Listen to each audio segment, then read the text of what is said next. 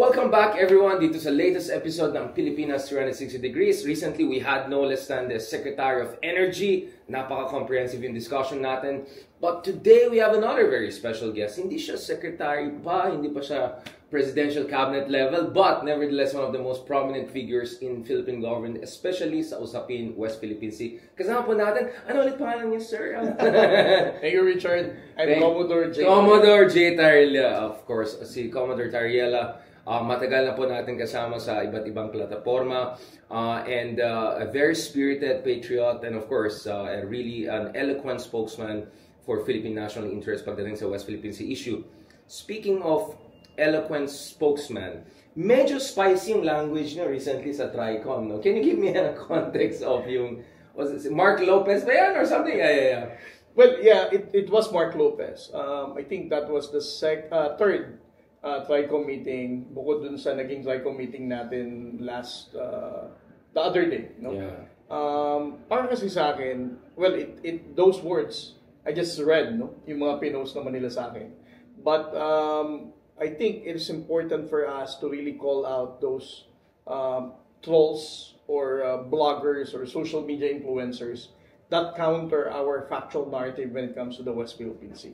Ang argument ko nga dito, kung ang Philippine government is providing photos, videos, and even testimonial reporting ng ating mga journalists na ikinakarga sa barko, for them to actually witness what are those aggressive actions na pinagdadaanan ng Coast Guard, and yet, hindi pa rin yun enough sa'yo, you would still believe na tama yung narrative ng China, na tayo ang bumangga, tayo ang dahilan ba't nag-escalate ang tension, and tayo ang may problema because we're just being dictated by the United States. Para sa akin, may mali na eh. No? And unfortunately, there are instances that majority of their followers are believing such narrative. That's why it is important for us to really call them out and to tell the Filipino people that we should avoid this kind of narrative because it does not help our position in the West Philippine Sea. Okay. Why in particular this vlogger? Has this vlogger been particularly targeting you throughout the years on the West Philippine Sea issue? Well, for medyo hindi naman hugot, pero very spirited yung back and forth, yeah.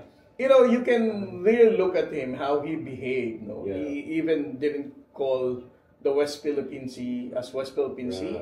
He was very confident in saying South China Sea. At some point, he even questioned the congressman na ano daw ang nawala sa atin, na alam naman nating lahat what is happening in the West Philippine Sea. So those kind of behavior are really an evidence as well of where he really stands. No?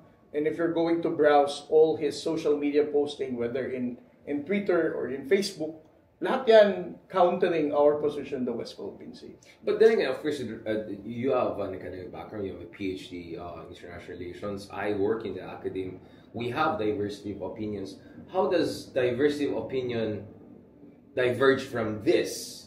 Because naalala ko yung sinabi niya something along the lines of, well, ito yung mga binabasa ko, so ganyan ang perspective ko. So basically, he's exercising his freedom of expression. In what sense is that not an exercise in freedom of expression? Well, again, I'll go back to my main argument. Our claim, our position is based on factual narrative. Ang sabi ko nga, kung may mga insidente, meron tayong resibo. We have photos, images, and the reports of the media personalities themselves. No? So, I don't really believe kung sasabihin mo, no, it's my opinion. Again, everybody's entitled for their own opinion, but not with your own facts. Facts will always be facts. Kung ang insidente nangyari dahil binangga tayo, winater cannon tayo, binuli tayo, these are established facts. Hindi ka pwedeng magsabing, hindi, based on my opinion, based on what I read, based on how I see it, Philippine Coast Guard ang bumangga. I think that's very unpatriotic and that is against our national interest. So, we need to understand that these are not opinion, that you cannot hide from the constitutional guarantee of freedom of expression. This complicates because, again, it's national security. Commander, I want to go back to this. So, okay, I think part of freedom of expression is also the freedom to remain ignorant or worse. But basically, ang implication ng TRICOM hearings is that hindi ito usapin ng diversity of views or actually ignorance, right? Ang usapin dito is baka there's a systematic effort to engage in disinformation, right? Hindi ito misinformation lang na kulang sa impormasyon o konteksto itong tao na to, kaya kung ano-ano pinagsasabi. Hindi lang ito just crackpots. We're not talking about just crackpots. We're talking about people that allegedly are part of a systematic effort to undermine our national interest. Is that your understanding of what's happening? Although, of course, I'll leave it to NBI and relevant agencies to investigate this further. Well, that's a fair question naman, Richard. No? But I think I have some inclination that I would agree with you. Kasi kung ikaw vlogger ka or social media influencer ka, I don't think na hobby mo lang na lahat ng sabihin natin pagdating sa West Philippine Sea, you go against it, you find loopholes to counter our Parang kinarir. Diba? Why would you spend so much time writing blogs or writing posts that counters our position? Pagkakord sa buhay, iniwan ng jowa, diba? sa mag-move. Pwede bang hobbyist ka lang na ang hobby ko buong linggo ngayon ay sumulat ng mga article that counters our position to West Philippines. I don't think somebody who was right mind of thinking would do that kind of activity, right? And do you see, because from my own experience, I see, hindi naman copy-paste level, parang sobrang almost similar yung talking points. It sounds like a chorus to me. It doesn't sound like independent people just expressing their views. Yeah, and that was my presentation during the last TRICOM meeting, no? Na meron talaga silang levels of dissemination of fake news and disinformation. Merong initiators, these are known social media influencers na mataas ang number ng following. Kumbaga para sa akin, sila ang originator na itong mga fake news na to. And then the next level will be the disseminators. No? The disseminators are like probably trolls. Ang gagawin lang nila ay repost etong mga to. We wouldn't know whether it's just multiple accounts na wala naman talagang identity yung gumawa. And then the third one will be the reposters. No? And then these reposters are probably fanatic ng ilang politiko or mataas na follower ng mga ilang figures, and that's it. No? And what really, who really was victimized with this kind of spread of disinformation is the general public. It divides the Filipino people when it comes to understanding of what's happening in the West Philippine Sea. Like, marami ring Pilipino, kapag binasa mo yung mga post nila, na naniniwala na ang West Philippine Sea ay katang-isip lamang. Na ang West Philippine Sea, wala tayong legal na basihan dyan. Na ang laban sa West Philippine Sea ay dikta lamang ng Amerika. Those kind of narrative, once you start amplifying in the social media, false narratives are victimizing Filipinos, especially those who have very limited information of what's really happening. Or don't have as much access to the right information and the right talking heads. No? Do you think it's natural? Again, I know it's a sensitive question. Now we have folks, friends like Yusek Malaya from National Security Council and others to discuss this. I also talked to General Torre about this kasi nagsampa din siya ng libel against one of the trolls who was attacking based on fake information. But do you think eventually dapat pupunta na tayo sa issue ng money trail? Kasi yun yung argument ng people like former Senator Trillanes. Now, when you look at a lot of individuals involved in attacking the government on different issues, or in some way aligned to the former president, among others, it looks like this is a very well-oiled machine, and there could be even a suspicion that there could be even foreign powers or external forces involved in this. Do you think that, I'm not saying you to accuse anyone of treason, ibang usapan niya, although I think sometimes you have certain languages that could, some would say, veer in that direction. Pero, sa tingin niyo ba, dapat mayroon din systematic effort to see kung may systematic support from an external power? Kasi kung may money trail or may ibang usapan na yan, di ba? Medyo, ano na yan, national security issue na yan.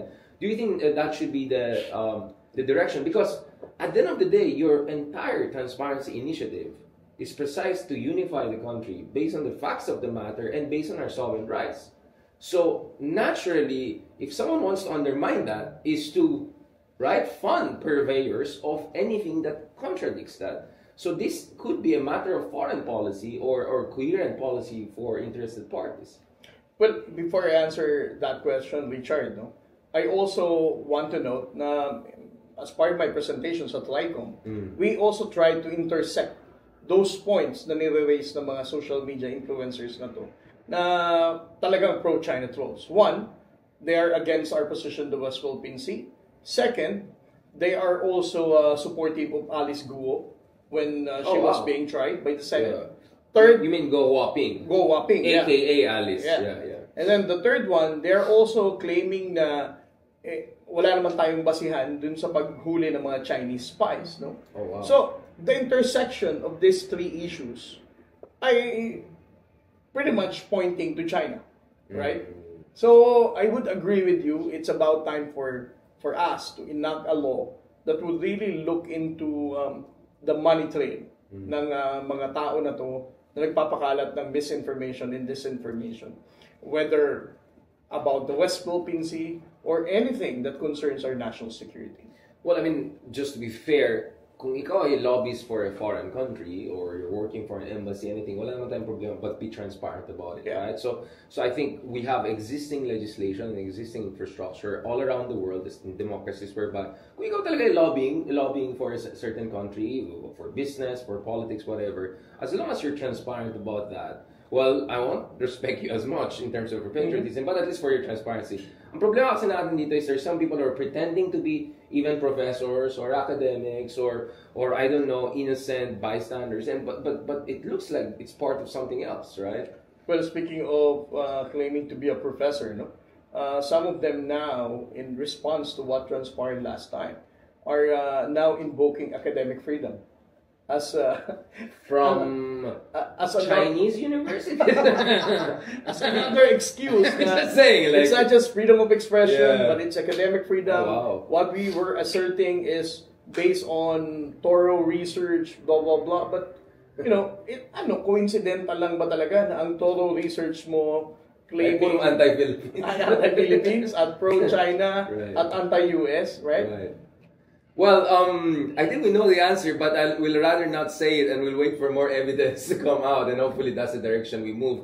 But are you happy that finally this TRICOM is happening? Because, Connor, we have been having conversations for years because of this our common advocacy dito sa issue ng West Philippine Sea.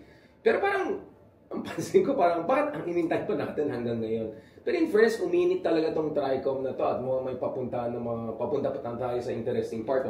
Have you been encouraged, if not impressed, by how the TRICOM has been slowly building up, or more than slowly building up, on investigating this serious matter of misinformation? Yeah. Well, as early as the announcement of Congressman Fernandez that they're going to have this TRICOM meeting to look into fake news and misinformation, I already appreciated such effort. Ang sabi ko, it's about time for us to look into this misinformation movement nito mga pro-China trolls na to, because it makes it difficult for the Transparency Initiative to really create awareness sa ating mga kababayan kung patuloy pa rin ang maling impormasyon pagdating sa West Philippine Sea. And that right now, as things unfold in the past 4 TRICOM meetings already, we have seen already significant information and evidences as to what is really happening with that kind of trolling that there's. Yeah, I want to go back to this because, of course, the big question also is where's the Senate, right? We should discuss very shortly. I think we all know the answer why, but we'll discuss it shortly. But before that, ang napansin ko is nung una, I think marami dito sa mga, I don't know how to, purveyors, peddlers of fake news or alleged purveyors of fake news. I think nung una hindi nila sineryoso itong TRICOM, di ba? Hindi napakita ng iba. They even challenge it. They even challenge it. And then later on, nagpakita sila, and then andun pa rin yung sense of, I would even say, entitlement. Some of them were talking as if they're singing to the choir, or feeling nila they're still nasa poder sila. And then suddenly, next thing you know, umiyak yung isa umiyak, even yung matapang mong kausap. Parang, like... Hindi, inamin niya na fake news siya. and like, I was surprised na... Parang yung from 1 to 10, yung level of confidence and aggression online is like 11 out of 10. And then nung nandun na siya sa TRICOM, parang 2 out of 10. Why are you surprised by parang deflated, tired na nakita mo?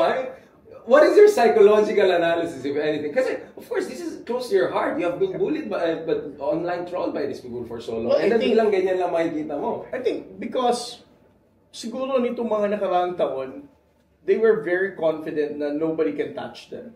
That they can hide from impunity. Impunity. Yeah. They can hide from the constitutional freedom of expression.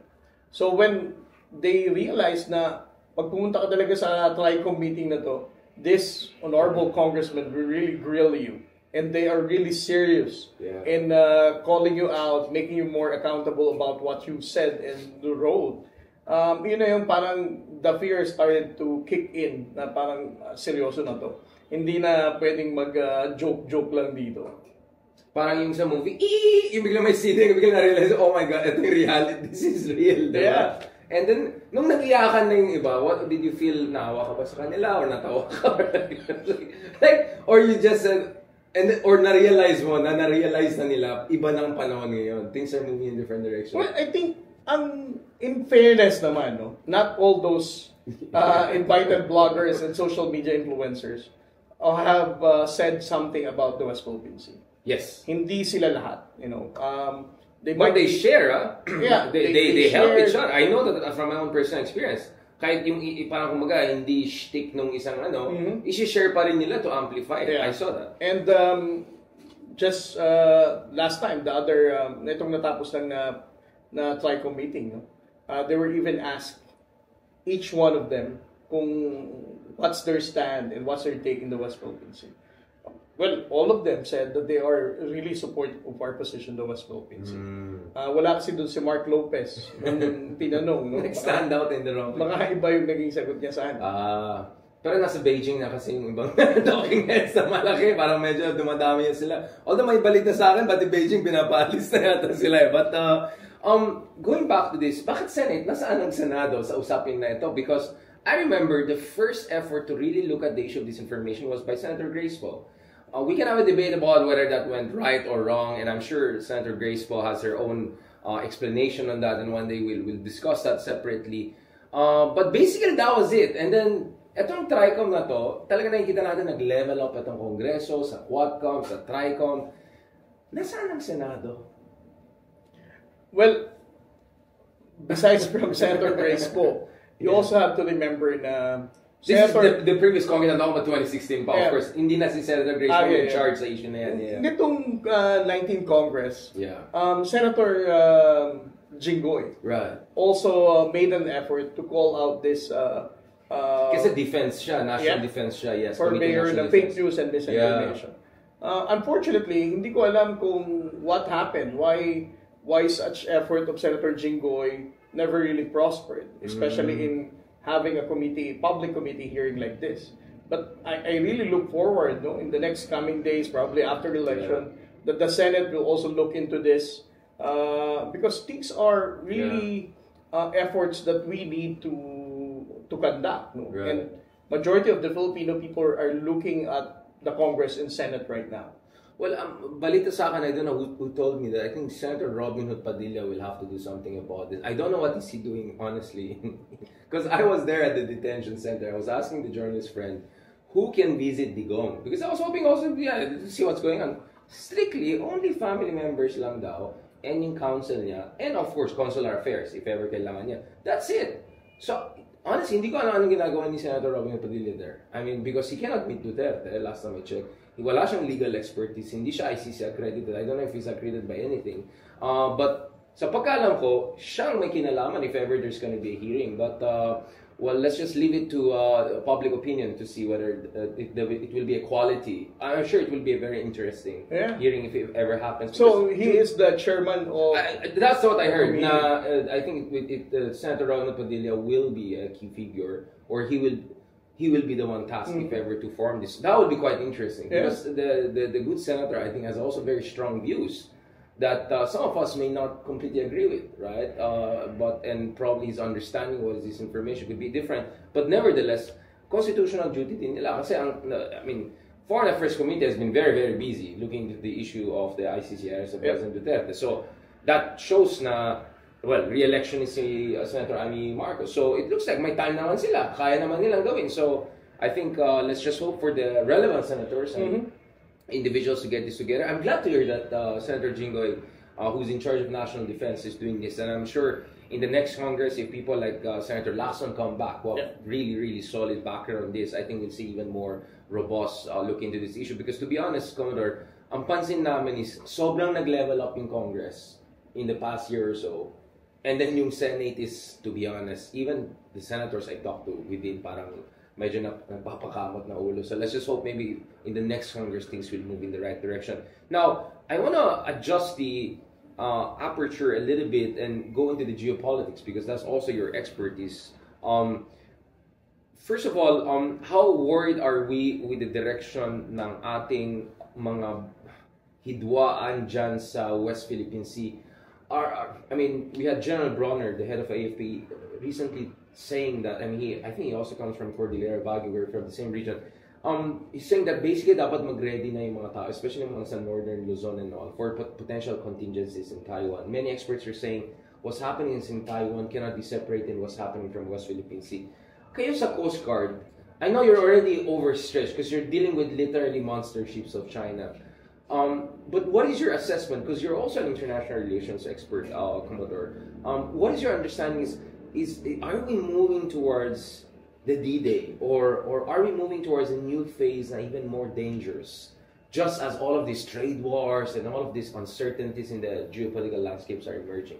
Well, alam mo ako, Richard, I'm very optimistic. I still see that an armed conflict is not something that is possible. In response to General Browner, as what the AFP has mentioned, it's just preparation. It's just for preparation. It's not that he is being an alarmist of what's about to happen. He just said that we need to prepare, and I think that's a fair statement. Everybody has to prepare, just like what Sun Tzu said, right? If it's in the times of peace, prepare for war. In the times of war, prepare for peace. Yeah. So nothing serious about that. Now, when we talk outside the Chinese, no, I'm just kidding. No, please go ahead. No, when we talk about the issue of the West Philippine Sea and Taiwan, I would disagree that these are two different issues. We have our own issues in the West Philippine Sea, and Taiwan has their own issue as well. As to you would weigh what is our priority, of course, that would always be the West Philippine Sea. The only issue that people in pro-China trolls are saying that is that our being treaty ally of the United States becomes a liability because we will be dragged to into the Taiwan Strait conflict. Other than that, I think it's a whole lot of different contexts if you look at it. So what they're saying is a much more nuanced understanding shows you that iba yung dynamics sa Taiwan, iba yung dynamics sa West Philippine Sea. So in short, pwede pa rin mag-compartmentalize. Or at least that's what you guys are doing right now with your transparency initiative. Pero sa pagkaalam ko, the Philippine Coast Guard is also becoming more active in the Batanes area, in the northern regions, right? Because we're trying to develop this whole archipelagic, comprehensive archipelagic defense concept. Anong role ng, nakausap ko na natin si General Logico and mga others, pero anong role ng Coast Guard dito sa comprehensive archipelagic? Because West Philippines is absolutely important, but we are an archipelago with 360 degrees surrounded by water. Well, honestly, as far as the Coast Guard is concerned, I'm not sure whether the Coast Guard has something in that archipelagic doctrine being created by the Armed Forces of the Philippines, since we are not part of the Armed Forces of the Philippines and the Defense Department. But as what the Commandant, Admiral Ronnie Gaban, has been mentioning every time he's asked about it, regardless, whatever role that the Philippine Coast Guard will be tasked, not just by the Armed Forces of the Philippines, but especially our Commander-in-Chief, the President himself, we are ready to move forward and do anything that is necessary. And move forward also as you develop your capabilities, right? My sense is a Japanese and a French new vessels are coming in. You have been ramping up your capabilities. I've had the pleasure of visiting your flagship vessels. They are modern, they're world class. I think isa rin yan sa hindi, parang pansin ko online pag every time pinag-usapan ko, for instance, yung F-16 fighter deal natin. The way people talk about the Philippines is as if we're still in the 1990s or 2000 or even 2010. I think hindi na-appreciate ng tao how far the Philippine Coast Guard has come. For someone who's basically who's rise through the ranks, right, coincided with the rise of the Coast Guard, basically, right? I mean, since the day you have joined the Coast Guard, look at how far. Can you give a summary of how far the Philippine Coast Guard has come. We have good friends like Dr. Jeff Ordiniel who has been saying that actually Philippine Coast Guard is arguably among the best, if not the best, in Southeast Asian region. How did we arrive at this point? How did we? What was the story, the arc? Well, the Philippine Coast Guard, since we were separated from the Philippine Navy in 1998, that became really the turning point of the Coast Guard having its own identity, different from that of the Navy. But we have to understand that when you talk about the Philippine Coast Guard then, we only see it as a maritime safety agency. Primarily, Coast Guard's role in 90s up to the early 2000s is always about maritime safety. We are always being blamed for the collisions at sea, the excess passengers, the sinking of domestic vessels. Parang nakatutok lang talaga tayo pagdating sa maritime safety. And that so basically parang kayong MMDA na mga tubig, parang ganun. Yeah, and you cannot blame them because maritime safety is actually a core function of the Philippine Coast Guard. And then 2006, nagkaroon naman tayo ng oil spill incident. Guimaras, oil spill incident. And then the Filipino people once again appreciated what Coast Guard is doing because it became clear that marine environmental protection has also been our core mandates in the Philippine Coast Guard. So from then on, from 98 up to 2009 until the Coast Guard law was passed, after the Princess of the Stars incident happened, during the time of Gloria Macapagal Arroyo, the Coast Guard is seen as a constabulary maritime seafaring agency, which is dealing only with maritime safety, search and rescue, and environmental protection. And then, all of a sudden, the 2012 standoff happened. And the Chinese propaganda then is that the Philippine government is militarizing the issue in... Is a naval warship on Gregorio del Pilar. Gregorio del Pilar is about to arrest Chinese poachers. And that led to the standoff for so many months. From then on, President Noynoy Aquino changed his approach. He was the one who first conceptualized the white-to-white ship strategy. So the Philippine Coast Guard's vessels then... Meaning civilian Coast Guard to civilian Coast Guard or civilian issues. Well, like fishermen. There is no China Coast Guard then. It was only in 2013 that the China Coast Guard was also created. They still have what they call the five leg dragons, right? 5-neck dragons, right? So 5-headed dragons, and these are all maritime agencies. It was only in 2013 when they decided to combine everything and call it China Coast Guard. But in 2012 and 2013, when we started deploying Coast Guard vessel, our Coast Guard vessels inventory are only limited to 456 meters that came from Australia as well, and 435 meters, and 10 BFAR vessels, which is manned by the Philippine Coast Guard, and are made from Spain. These are Spanish-made 30-meter patrol vessels. So relatively small, and so did we even have multi-role patrol vessels? Not yet, because in 2013, after the standoff, President Noynoy Aquino went to Japan to talk to Prime Minister Abe. And that was the first time that they discussed the possibility of using ODA for the acquisition of Coast Guard vessels. And that is the multi-role vessels that we have now. So, after Noynoy Aquino, the 10 MRB 44-meter vessels were delivered during the time of President Duterte. And I would still say that under President Duterte's regime, he still used the Coast Guard utilization in the West Philippine Sea. And not just the Coast Guard utilization in the West Philippine Sea, but I would say that he also used Coast Guard diplomacy. You remember when the Philippine Coast Guard even hosted China Coast Guard here. The Philippine Coast Guard has been very active in engaging ASEAN Coast Guard. And I visited China Coast Guard. And we even allowed China Coast Guard to have port visit here in Manila during the time of President Duterte. So for President Duterte, he also was the one who benefited from the acquisition of the 97-meter vessel. This is the big ones, vessels. The BRP Teresa Magbanua and BRP Melchora Aquino, and even the 83 meters that came from France, the BRP Gabriela Sila. And then comes President Bongbong Marcos. He just continued basically the white-to-white ship strategy, the Coast Guard diplomacy, and right now and Prime Minister Kishida was here the other year. Former Prime Minister Kishida was here also. In which the government also highlighted the acquisition of 5 more 97-meter vessels. So that is now under currently being planned out already. We're hopeful that by 2027 or late 2026, we will have first deliveries of the 97-meter vessels.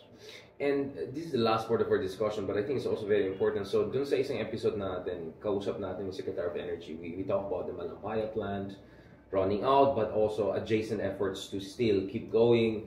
To a certain degree, we discussed also yung issue ng resources natin, whether yung isda or oil and gas resources. How important is the West Philippine Sea for our national economic and energy security? And bakit mahalaga din ang role ng Coast Guard? Alam mo, para sa akin, Richard, you can ask all our economists, all our marine scientists, and even the Department of Energy to quantify all of those resources na meron tayo sa West Philippine Sea. And I would like to leave that response to them. But it could be trillions, right? Yeah, it could be trillions. But if you ask me, why is West Philippine Sea still matters to us? I think the most compelling reason is because West Philippine Sea symbolizes our own national identity as Filipinos. We have fought our independence and sovereignty long and hard, and we have national heroes who sacrificed their lives. Para sa akin, that's the most important reason why we need to keep on standing and fighting for the West Philippine Sea. This is our obligation to those great national heroes who sacrificed their lives, and at the same time, it is our obligation for the next generation of Filipinos to still have the West Philippine Sea. Alam mo, Commander, I really appreciate you saying that because, you know, I see the point of making it more relatable to people as a gut issue. Pero ang point ko kasi is, when you make it about economics and pragmatics lang, usually ang maririnig mo sa kabilang campus, kung mabait tayo sa West Philippines, magbibigay sila ng billions of investments. Literally, you have President Duterte making arguments na, you know, let's just let's just be meek and quiet, and he just said, let's be meek and we'll have China's mercy. So basically, I always felt it is correct to emphasize na food security, million sa ating mga kababayan, nakadepende dun sa ating access sa mga kaisdaan, sa sarili nating karagatan. But if you just reduce it to just economic issues, you're also vulnerable to this very economic counter-argument. Na magpakabait tayo sa China, napakayaman na bansa, they can invest billions in your country, ganun. And sabi nga ni Digong, di ba, joint ownership na, mabilis na. And that's why I felt, hindi pwede hanggang dyan lang yung argument. That you ultimately have to bring it up to the level of dignidad. Diba? This is about our dignity as a nation. If we're just gonna allow anyone to just run us over dun sa sarili natin bakuran, based on international law, then good luck na lang sa atin. And I want to also emphasize this, because we're no longer a small power, right? We are a middle power. Yep. I was just in Brussels right after visiting ICC. I think everyone already knows about that.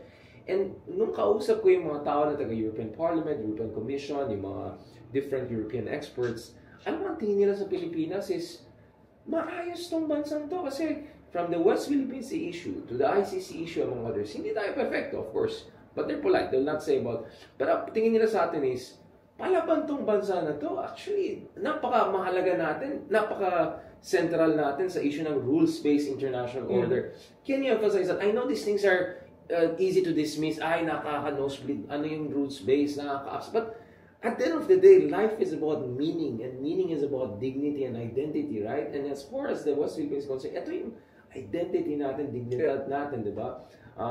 Karangalan natin bilang mga Pilipino. The rules-based order, how important that is. If we just allow anyone who's powerful to get their way, what kind of future are we going to leave to our children, our next generation? You know, Richard, the reason why the United Nations was created, the mere fact that we all learned from the two great world wars.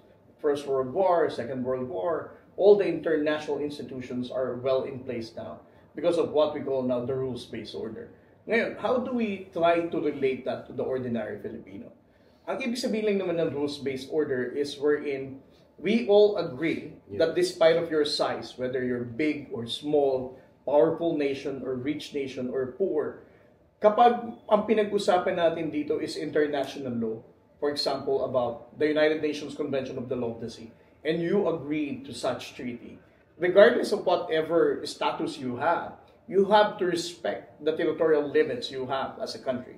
And you also have to respect the limits of other countries towards you. Unfortunately, China, obviously, since they are probably thinking that they will be, be able to defeat the United States in terms of economic and military power, they started flexing their muscle and started bullying smaller countries, not just here in the Philippines. Sometimes the Filipino people forgot that it is not just the Philippines who is experiencing bullying in the entire South China Sea. The Vietnamese are also feeling it. The Malaysians and even the Indonesians are also experiencing bullying and aggression in their respective exclusive economic zone. And that's what President Noynoy Aquino has a very big impact and contribution when you talk about the rules-based order. Because when he decided to file a case at the arbitral court, it was a clear indication that the Philippine government really believes on the rules-based order and the international institutions that are in place to hold countries accountable of their violations in the international law. And that is what we are showing the entire world right now, that being mightier, being more powerful than anybody in the world doesn't make you right. Might will never make will never make it right, and it will never says like, since you can do that, then you have all the reasons to take over somebody's world. And we don't want the rule of the jungle, right? Yeah. Because automatically the winners are going to be the superpowers, and the losers will be the majority of humanity or majority of nations out there. Commentary, thank you so much for your service. Thank you so much for your insights. I know this is going to be more like kind of a bro motivational speak talk, but medyo, the past few years have been rough waters, right, for you guys in both literal and figurative sense. What keeps you going? What keeps you going? What keeps you going despite all of the trawling, all of the challenges you face, the risk of conflict, although I know that you're saying the probability is much lower than many people think. But what keeps you going? Is it this sense na nakaka-proud maging Pilipino, especially nowadays, dahil palaban tayo, dahil nare-recognize tayo, kahit hindi tayo tinutulungan ng mga kapitbahay natin, alam natin grudgingly deep inside, naiinis sila. So we remind them of their inaction and all. I know you're not gonna say anything on that, but that's what I sense when I talk to our counterparts in ASEAN. I've attended some of the ASEAN summits and all throughout the years, including this year. I think grudgingly deep inside, nakikita ng iba, in fairness sa mga Pilipino, ito palaban sila. And and we're doing this on our own. There are no Americans over the horizon when you guys are doing your transparency initiative. Right? Last time I checked, you're doing everything yourself, right? Are you feeling vindicated, in a sense? Feeling that history is on your side and you're riding the crest of history towards a much more self-respecting and respected and more autonomous Philippines?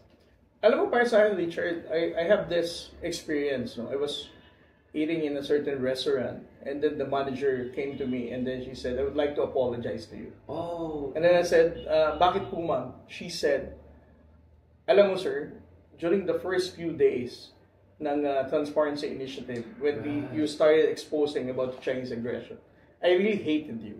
Every time I see you on the news, ayaw na ayaw kitang makita sa TV. And then I said, what changed your mind about... Pero bakit ayaw niya? Dahil... Yeah, and why? Why do you hate me? And then she said, alam mo, sir, I have 3 kids.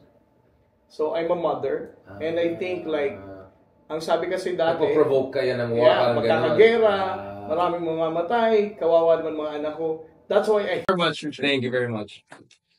I'll just do an extra. Okay.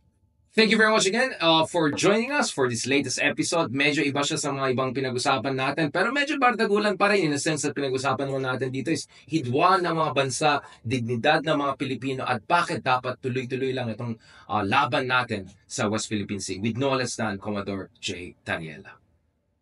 One more, sir. Okay. Safety lang. 3, 2, 1. And maraming salamat sa inyong lahat for joining us for this really comprehensive discussion with Commodore J. Tariela about yung ating laban sa West Philippine Sea, why we should continue to hold the fort, and bakit ito ay hindi lang ukol sa ating dignidad ngayon, but this is also about the future of the Filipino people, our economic security, our national security, and most importantly about a rules-based international order whereby smaller countries are not just bullied around by the superpowers. Or something like that. Medyo more internationalist siya. Okay, anyways, thank you so much.